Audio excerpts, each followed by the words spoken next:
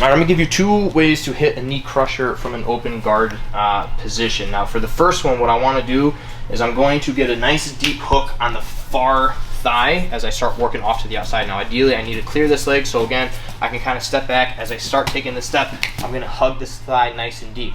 Now typically from here, I could take a big step and just fall, or I could work on sliding this leg across just to prevent him from being able to grab it by any means, because again, I want to keep my body as tight as possible to the thigh. Once I get to the other side, I want to shoot the leg out and I want to keep my hips kind of off at the side like this. I don't want to be sitting this way because I'm not going to be in a good angle to hit the knee crusher, and it gives him a better opportunity to start kind of pressuring in exactly and working the back. So when I can suck my hips to the thigh here, now it's difficult. He can try and grab my back, but I'm in a good position that I can kind of resist this. Now, I don't need this hand yet until I get a good grip here.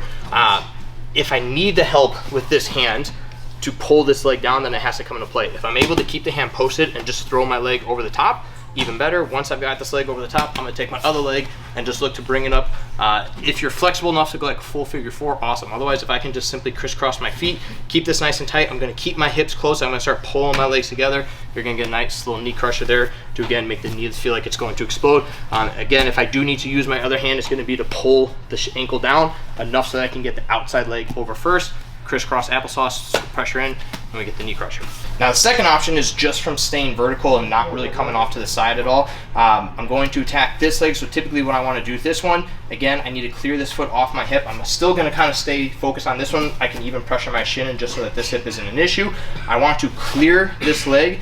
As I clear, my outside arm is actually going to be the arm that goes through. I'm going to clear, scoop this arm all the way through. This hand is still going to be engaged and fighting down the hip. Now, typically, if I want to secure this position, I can also grab the top of my thigh. Now, what I'm looking to do from here is I want to make sure that his top of his foot and his ankle are tucked underneath my butt. I'm going to sit all the way back, and you'll notice that a lot of times their hips are going to pop up. At this point, what I'm looking to do is clear the leg out so that I can take my inside leg. I'm going to throw it up and over the top, and then same thing as before, I'm looking to cross my feet. At this point, I can release, gable grip my hands. Again, I'm going to hip in, pull my feet together, and we're going to get the knee crusher from there. So one more time, just for kind of like how you would want to set up each of these. If I'm looking to go on the far side, I'm going to start circling off, clear the leg, scoop with the scoop the far leg with my near arm.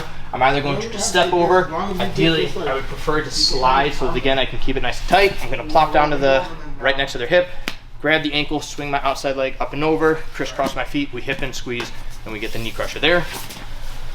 If I'm doing it head on and just attacking the same side foot, again, pressure in so that I don't have to worry about the hip, clear this foot off, and scoop your arm nice and deep, grab the top of your thigh, pressure in so that again his foot and ankle are underneath my butt, so that when I sit down, I've got complete control of this leg. Even if he tries to fight up and try and grab me, I can still maintain this grip, and I can even use this foot, go ahead, step back up, I can use this foot to push him back down if I need to, cross my feet, hip in, gable grip, and we get the knee crusher from there. And no, this is not a calf slicer. You might feel it a little bit, but the focus of this joint lock is making the knee feel like it's going to explode. Give it a shot.